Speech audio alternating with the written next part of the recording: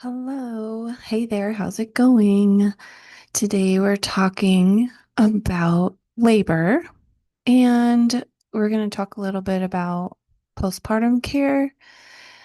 And from an herbal perspective, I'm not a midwife, I'm not a doctor. I'm just, as a mom that had four kids and a grandmother of two, my daughter had two home births. Um, For labor, what I learned from Dr. Christopher was shock tea. So we'll talk about shock tea and a few of the other herbal supports some midwives like to give. And then we'll talk about aftercare with herbs.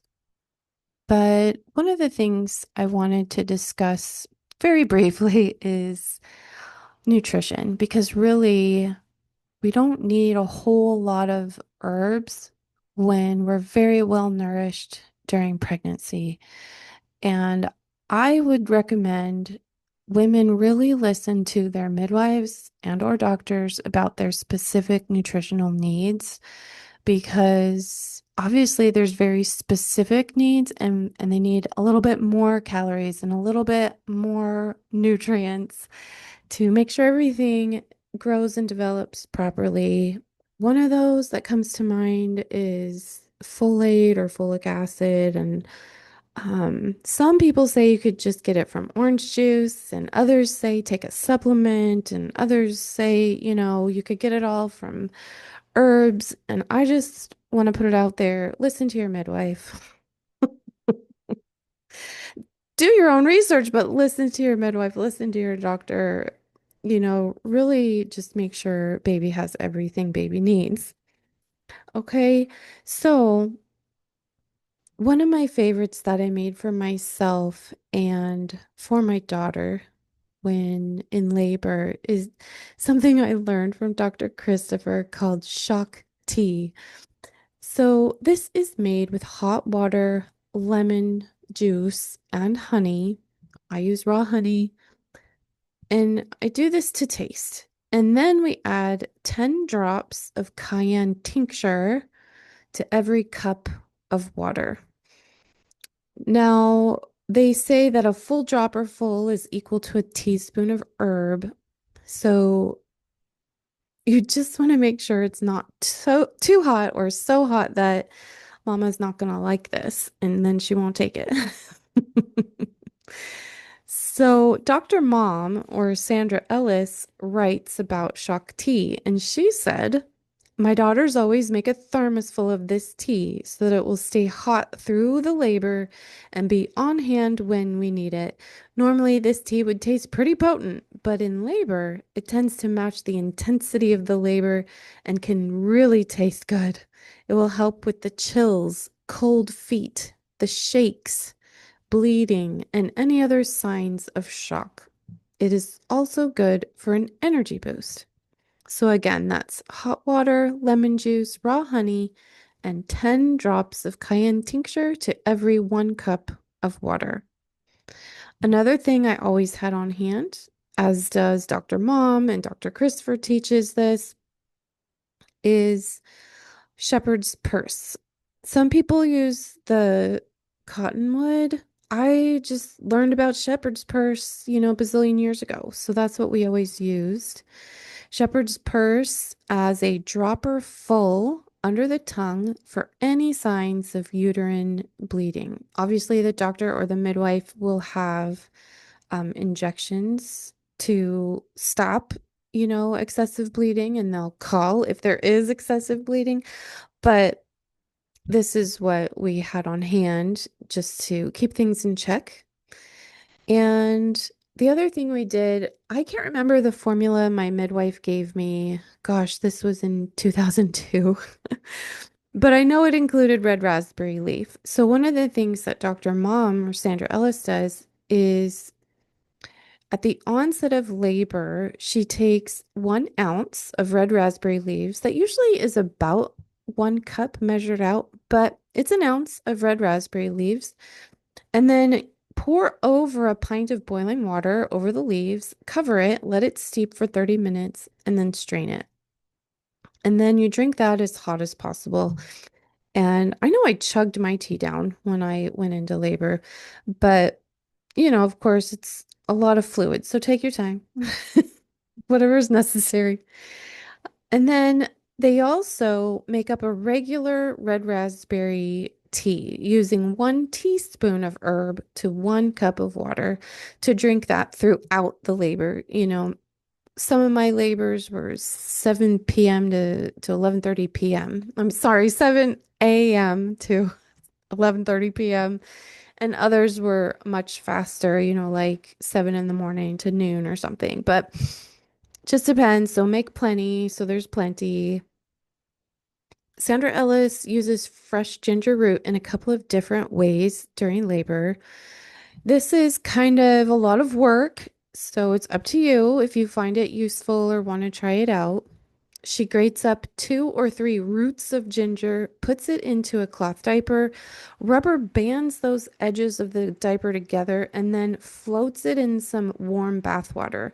Soaking in a tub of water with the fresh ginger root can be very soothing and helps the mom to relax. Keep lots of washcloths on hand to soak in the cold water to put on the mom's forehead so she doesn't become too warm due to the steam coming from the hot bath. And I believe in a previous episode, we talked about lobelia being very helpful. And then, okay, another way she uses ginger root is with the powder and olive oil.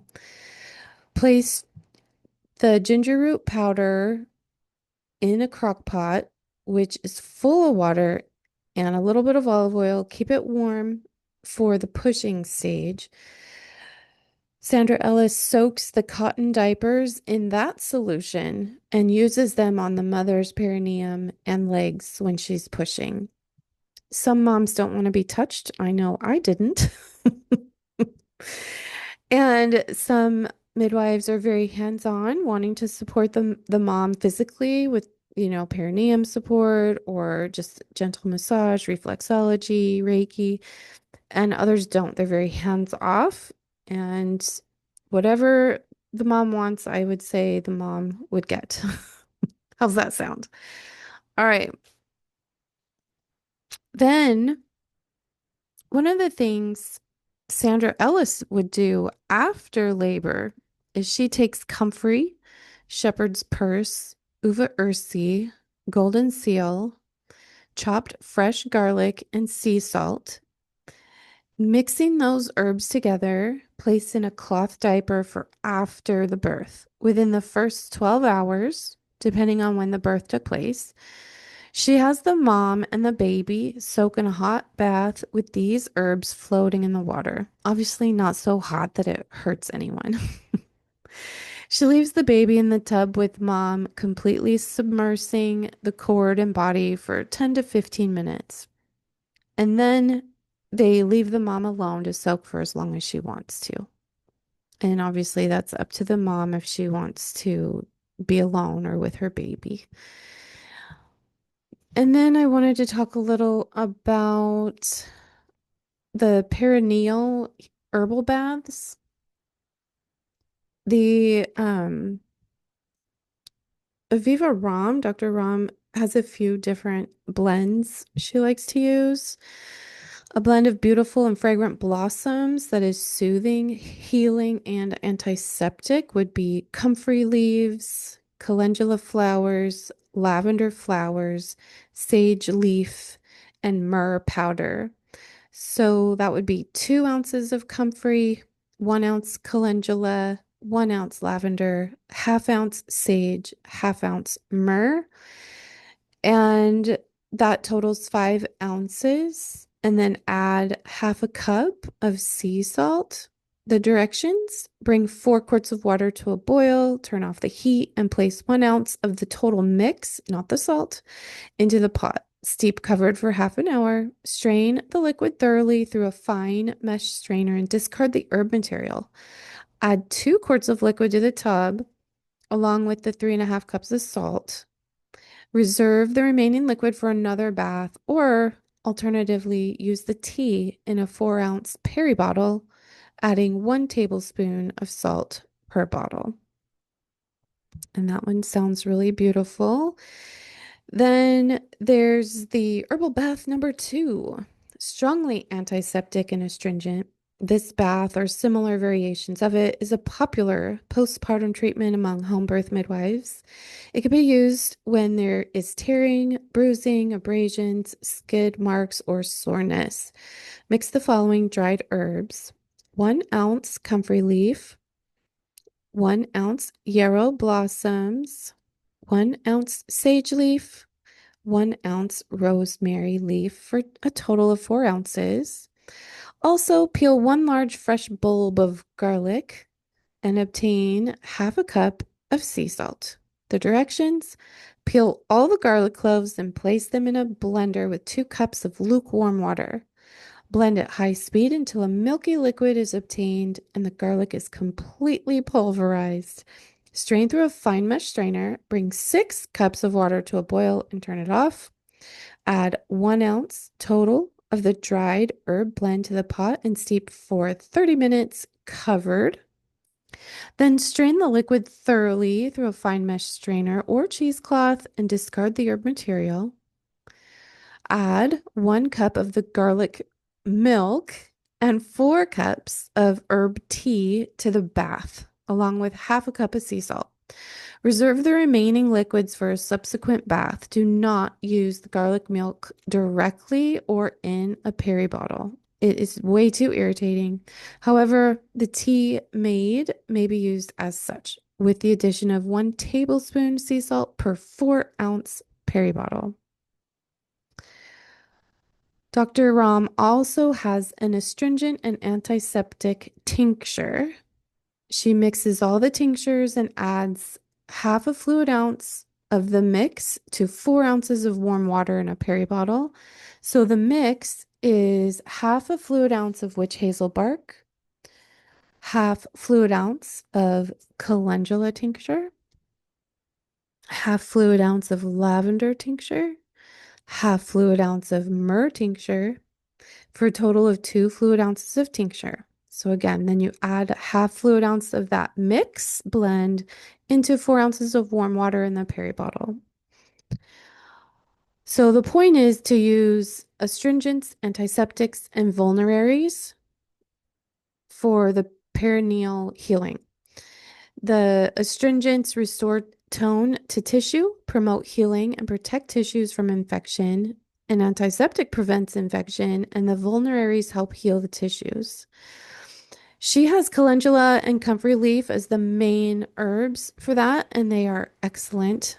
Other healing supports to that are obviously plantain and marshmallow, but I love calendula and comfrey, and calendula is so easy to grow here in Arizona. So we grow it and we pick it and dry it, and then we have lots.